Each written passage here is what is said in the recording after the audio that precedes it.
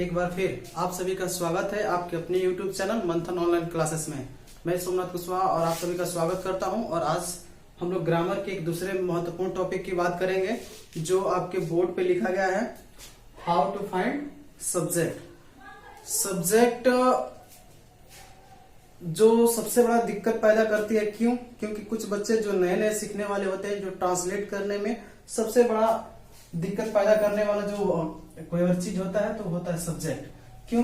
क्योंकि जो बच्चे बड़े बड़े सेंटेंसों को ट्रांसलेट करते हैं तो उनमें उनका सब्जेक्ट ही नहीं मालूम होता है तो कौन सा सब्जेक्ट होता है। आज हम लोग सब्जेक्ट के बारे में कुछ ऐसे तथ्य जानेंगे कि कितना भी बड़ा सेंटेंस क्यों ना हो, कितना भी बड़ा सेंटेंस क्यों ना हो, उसका सब्जेक्ट मालूम करने के लिए आज हम लोग इसके बारे में अध्ययन करेंगे। ये सबसे महत्वपूर्ण टॉपिक है, इसको सभी इस वीडियो को लास्ट तक देखिए ताकि कोई आपको दिक्कत ना हो। यदि इसके पहले की जानकारी चाहिए कि सब्जेक्ट क्या होता है तो मैंने इसके लिए पीछे वीडियो जो बनाया था उसका लिंक डिस्क्रिप्शन में है, आप उस पर जाकर देख सकते हैं। चलिए हम लोग शुरू करते हैं और कैसे किसी सब्जेक्ट में कैसे किसी सेंटेंस में हम लोग सब्जेक्ट को पाते हैं, आइए देखते हैं। जैसे कि एग्जांपल मैं कुछ ले रहा हूं, जैसे कि he is a boy। ठीक, दूसरा एग्जांपल की अगर हम बात करें,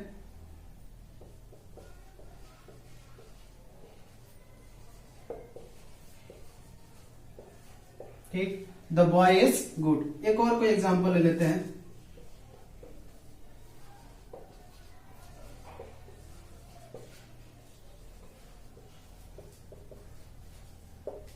चलिए बोर्ड पे मैंने कुछ एग्जांपल लिखे हैं। जैसे पहला ही इज अ बॉय, दूसरा एग्जांपल मैंने लिखा है द बॉय इज गुड, तीसरा एग्जांपल मैंने लिखा है इंडिया इज आवर कंट्री। इन तीनों सेंटेंसेस को ध्यान से देखिए। अगर आपने पिछले वीडियो में देखा होगा तो आपको मालूम होगा कि इज जहां से एक्सुलरी वर्ब या सहायक क्रिया शुरुआत होती है उसके बाद का जो हिस्सा होता है वो क्या होता है? प्रेडिकेट। और जो बचा होता है वो क्या होता है? आपका सब्जेक्ट। ये सब्जेक्ट हो जाता है और ये आपका प्रेडिकेट। इसमें भी आपका ये प्रेडिकेट हो जाएगा और ये सब्जेक्ट हो जाएगा। इसमें देखें तो ये आपका क्या हो जाएगा? सब्जेक्ट। ठीक, तो अब सबसे महत्वपूर्ण टॉपिक अब शुरुआत हो रही है कि क्यों ये ही है। आप जानते हैं कि ये ही किसके अंतर्गत आता है? द बॉय किसके अंतर्गत आता है? सब्जेक्ट तो है मान लिया, लेकिन सब्जेक्ट में कुछ ऐसे वर्ड होते हैं या कुछ ऐसे तथ्य हैं जिनका प्रयोग ही सिर्फ सब्जेक्ट के लिए हो सकता है, प्रेडिकेट के लिए भी हो सकता है, लेकिन सब्जेक्ट को छांटने में सबसे अहम योगदान देता है। इसीलिए चलिए आगे बढ़ते हैं और देखते हैं कि ये जितने भी सब्जेक्ट हैं ये सब्जेक्ट किन किन कैटेगरियों में बटा हुआ है। तो चलिए देखते हैं। सबसे पहले शुरुआत करते हैं हम एक एग्जाम्पल के तौर पे और देखते हैं कि ये किस कैटेगरी में आता है। पहले टॉपिक की बात करें तो सब्जेक्ट के स्थान पे क्या प्रयोग हो सकता है? नाउन। सब्जेक्ट अगर छांटना हो तो हम क्या देख सकते हैं कि देखें कि उस सेंटेंस में कोई नाउन है कि नहीं। नाउन आप लोगों को मालूम होगा, किसी भी वस्तु या आदमी या किसी भी चीज के नाम को संज्ञा कहते हैं या उसी को इंग्लिश में क्या कहते हैं हम लोग? नाउन। तो क्या देखेंगे अगर सब्जेक्ट अगर हम किसी सेंटेंस में छांटना है तो देखेंगे कि वह नाउन है कि नहीं। एक एग्जांपल ले लेते हैं, जैसे कि अभी मैंने बताया राम इज अ बॉय, मैंने एक एग्जांपल ले लिया। अब इसमें हमने जो सब्जेक्ट एक्सुलरी वर्ब के जो पहले वाला चीज लिया है वो एक क्या है? नाम है। तो नाम है तो क्या हो जाएगा? ये आपका नाउन। ठीक, तो सब्जेक्ट के स्थान पर एक नाउन हो सकता है। और दूसरी बात करें तो दूसरी अगर की बात करें तो सब्जेक्ट को मालूम करने के लिए आप किसका भी प्रयोग मिल सकता है? तो हो सकता है प्रोनाउन। किसका प्रयोग मिल सकता है? प्रोनाउन। यानी कि सब्जेक्ट के स्थान पे आपका प्रोनाउन भी हो सकता है। अब प्रोनाउन की बात करें तो ले लेते हैं एक एग्जांपल,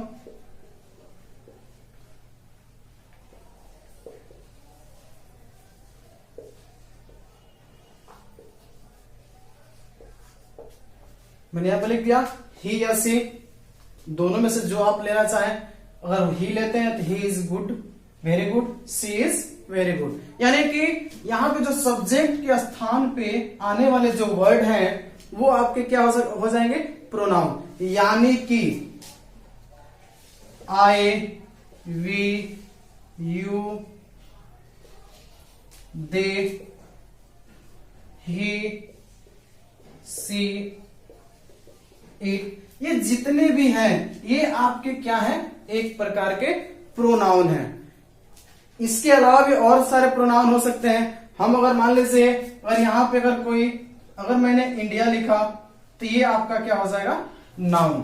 कभी भी किसी नाउन की भी जब एक प्रकार की उससे रिलेटेड विशेषताएं बताता होता है तो वो आपका क्या हो जाता है, प्रोनाउन। यानी कि जब मैं यहाँ पे इंडियन लिख दूं तो इंडियन आपका क्या हो जाएगा, प्रोनाउन।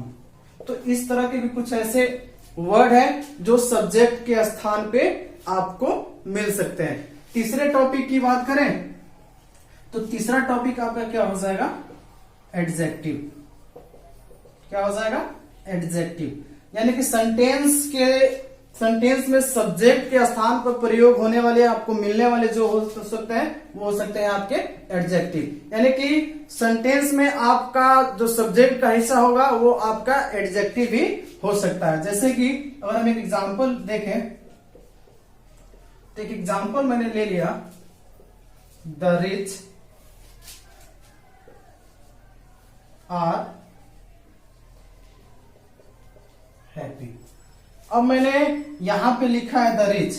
रिच यानी कि ये किसी चीज की विशेषता बताता है, यानी कि किसी आदमी की विशेषता है। यानी कि अगर वो आदमी है, वो आदमी अगर कोई भी आदमी हो, वो आदमी कैसा है, रिच, यानी कि धनिक है, यानी कि वो उसकी विशेषता है। तो विशेषता बताने वाले भी आपके सब्जेक्ट के स्थान पे प्रयोग होते हैं और मिल भी सकते हैं। ठीक, अगले टॉपिक की हम बात करें तो हम देखते हैं कि कभी कभी कुछ ऐसे सेंटेंस मिलते हैं जिसमें कुछ खास तरह की विभक्तियां पाई जाती हैं। क्या पाई जाती है, विभक्तियां। विभक्तियां जो होती हैं क्या, का, के, की आदि, जो इस तरह से सेंटेंस पाई जाती है। कैसे सेंटेंस में इन सब का इस्तेमाल किया जाता है देख लेते हैं। जैसे कि राम की गाय अच्छी है। ध्यान से देखिएगा इस सेंटेंस में। अब इसमें सब्जेक्ट में जो मैंने बताया कि विभक्तियां भी जो मिलती है, जो चौथा आपका टॉपिक है, तो इसमें ध्यान से देखिए, राम की गाय अच्छी है। तो इसमें सब्जेक्ट पहचानने का सबसे ध्यान से देखिएगा। इसमें सब्जेक्ट पहचानने का क्या होगा कि जिस वर्ड के साथ का के की आया हो, यानी कि ये जो का के की आया है इसके पहले वाला ये आपका सब्जेक्ट कभी नहीं हो सकता। ध्यान से सुनिएगा, का के की या आदि वाले जो विभक्तियां किसी भी वाक्य में दी गई होती हैं तो उसके पहले वाला जो शब्द होगा, भले वो कुछ भी हो, नाउन, प्रोनाउन या कुछ भी हो, वो आपका सब्जेक्ट कभी नहीं हो सकता। उसके ठीक बाद वाला जो वर्ड होगा, यानी कि ये वाला वर्ड, यही आपका क्या हो जाएगा, सब्जेक्ट हो जाएगा। पहचान करने का चौथा तरीका आपका है कि कभी भी का के की वाले जैसे वर्ड आपको मिलते हैं तो उसके पहले वाला सब्जेक्ट नहीं होगा, उसके ठीक बाद वाला जो वर्ड होगा वो आपका सब्जेक्ट हो जाएगा। तो इसको बनाने के लिए हम इसको बनाएंगे कैसे, तो लिख सकते हैं कि the cow of Ram is good. ठीक, माना कि ये सब्जेक्ट का स्थान पर टोटल है, लेकिन इसमें भी अगर कर्ता का चुनाव यानी कि सब्जेक्ट का चुनाव करना होगा तो आप देखेंगे कि इसके बाद वाला जो वर्ड आया है, जो शब्द आया है, वो आपका क्या हो गया, सब्जेक्ट हो जाएगा। पांचवें टॉपिक की अगर हम बात करें, पांचवा टॉपिक जो सब्जेक्ट पहचानने का एक और तरीका होता है कि वैसे सेंटेंस में शुरुआत में कुछ वर्ड आते हैं जिसके समापन रा, रे, री आदि से होता हो, तो उस सेंटेंस में कैसे पहचाने कि उसमें सब्जेक्ट कौन सा है। जैसे कि मैं एक एग्जांपल ले लेता हूं, मेरा भाई बीमार है। ध्यान से देखिए इस सेंटेंस को, मेरा भाई बीमार है, यानी कि जो वर्ड शुरुआत हो रहा है इसमें जो ये वर्ड लेटर या कहा जाए कि जो प्रयोग हुआ है मेरा, यानी कि रा रे री का इस्तेमाल किया गया है, तो इसके ठीक बाद जो वर्ड आएगा यानी कि ये वाला वर्ड क्या हो जाएगा आपका सब्जेक्ट। यानी कि इस सेंटेंस में आपको सब्जेक्ट छांटना होगा, तो आप इसमें सब्जेक्ट जो छांटेंगे वो क्या हो जाएगा, इसमें जो भाई लिखा है वो आपका क्या हो जाएगा, सब्जेक्ट हो जाएगा। अब इसको ट्रांसलेट की बात करें तो आप ऑब्वियसली इसको ट्रांसलेट कैसे कर सकते हैं कि माई ब्रदर इज इल। इसको ट्रांसलेट करने का तरीका क्या हो जाएगा, माई ब्रदर इज इल। तो इसमें इस तरह से 5 टॉपिकों के बारे में हमने देखा। आगे बढ़ते हैं, चलिए नेक्स्ट टॉपिक के बारे में कुछ और जान लेते हैं। 6वें टॉपिक की अगर हम बात करें, सब्जेक्ट पहचानने के लिए 6वें टॉपिक की अगर हम बात करें तो 6वां टॉपिक आपका हो जाएगा कि वैसे सेंटेंस या वैसे वर्ड जिनके साथ वाला, वाली या ऐसे वाले वर्ड लगे हो। तो इसमें सब्जेक्ट जो होगा, ये जिन वर्डों के साथ ये वाले वर्ड लगे होंगे वही आपका सब्जेक्ट हो जाएगा। जैसे कि हम लोग कुछ एग्जांपल के तौर पे अगर हम समझ ले, जैसे कि गाने वाला आया है, हमने एक सेंटेंस लिया गाने वाला आया है, यानी कि जिस वर्ड में ये तीनों वर्ड जुड़े रहेंगे या अन्य ऐसे भी कुछ और वर्ड मिल सकते हैं, तो उसमें जो वर्ड जिस वर्ड में लगे होंगे यानी कि ये वाला जो हो जाएगा ये आपका क्या हो जाएगा, सब्जेक्ट हो जाएगा। क्या हो जाएगा, सब्जेक्ट। तो सब्जेक्ट पहचानने का एक और तरीका हमने देखा। अगर इसकी ट्रांसलेशन की अगर हम बात करें तो क्या लिख सकते हैं, द सिंगर हैज कम। ठीक, क्या है, गाने वाला आया है। ठीक, तो दूसरा अगर एग्जांपल की अगर हम बात करें तो अगर हम एक और सेंटेंस लिख दें कि नाचने वाली सुंदर है। इसमें भी ध्यान से देख लीजिए, इसमें लिखे हैं हमने नाचने वाली सुंदर, यानी कि इसमें जो वाली शब्द जुड़ा है वो किससे, नाचने से जुड़ा है। ठीक, तो ये वाला वर्ड ही आपका क्या हो जाएगा, सब्जेक्ट हो जाएगा। यानी कि जब हम इसको ट्रांसलेट करेंगे तो लिख सकते हैं द डांसर इज गुड। इसमें जो आपका ये जो डांसर शब्द है ये ही आपका क्या हो जाएगा, सब्जेक्ट हो जाएगा। टॉपिक की अगर हम बात करें सब्जेक्ट पहचानने का, एक अगले टॉपिक की बात करें तो कुछ ऐसे फ्रेज होते हैं, क्या होते हैं, फ्रेज, जो छोटे छोटे वाक्यों में दिए गए होते हैं जिनको पहचानने में थोड़ा सा दिक्कत होती है। जैसे कि अगर हम एग्जांपल के तौर पर अगर हम समझें कि क्या करूं, या दूसरा अगर एग्जांपल ले लें कहां जाऊं, यह तय नहीं है। कहां जाऊं यह तय नहीं है। तो इसमें ध्यान से देखिएगा, इसमें जो वर्ड है यानी कि कुछ ऐसे अगर ट्रांसलेट करेंगे, ध्यान से देखिएगा, अगर ट्रांसलेट करते हैं तो उसमें सब्जेक्ट पाना कैसे होगा। जैसे कि क्या हो जाएगा, वेयर टू गो। ध्यान से देखिएगा, where to go is not decided.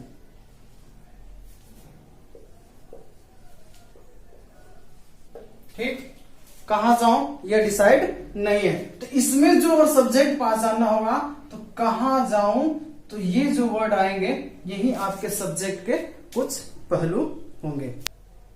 अगले टॉपिक की अगर हम बात करें 8वें नंबर की, तो कुछ क्लॉज है। क्लॉज क्या होते हैं, आप लोगों को कुछ ऐसे सेंटेंस मिलेंगे जो सब्जेक्ट के स्थान पर इस्तेमाल करते हैं। यानी कि यूं कहा जाएगा, अगर इंग्लिश को इंग्लिश ट्रांसलेशन, जो इंग्लिश में अगर वर्ड और सेंटेंस दिया है तो उसमें से अगर आप सब्जेक्ट छाटेंगे तो थोड़ा सा दिक्कत होगा। आइए देख लेते हैं। अगर एक एग्जाम्पल मैं ले लूं इंग्लिश का तो ध्यान से देखिएगा। Where he lives is not known. ठीक, मैंने एक यहां पर सेंटेंस लिख दिया, where he lives is not known. यानी कि जब इसको इस तरह से अगर देखा जाए अगर इंग्लिश में, अब इसमें से आपको सब्जेक्ट छाटने के लिए कहा जाए कि जो क्लॉज है उसमें सब्जेक्ट छाटिए, या इसमें जो क्लॉज का जो सब्जेक्ट है जो इस्तेमाल हो रहा है सब्जेक्ट के स्थान पर, वो क्या होगा। तो इस तरह से देखा जाए तो आप उसको नहीं छाट सकते। लेकिन अगर इसी सेंटेंस को अगर आप हिंदी में ट्रांसलेट करें तो ध्यान से देखिए, वह कहां रहता है यह नहीं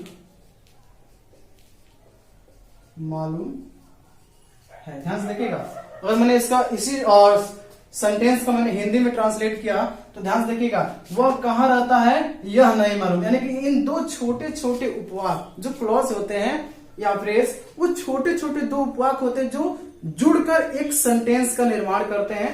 तो ध्यान से देखिएगा, इसमें जो आपका सब्जेक्ट होगा वो होगा ये वाला वर्ड, यानी कि ये क्या करेगा, आपका सब्जेक्ट का कार्य कर रहा है। लेकिन ध्यान से देखिएगा, जब अगर आपने इसको ट्रांसलेट किया है तो इसमें सब्जेक्ट क्या है, हाइड है।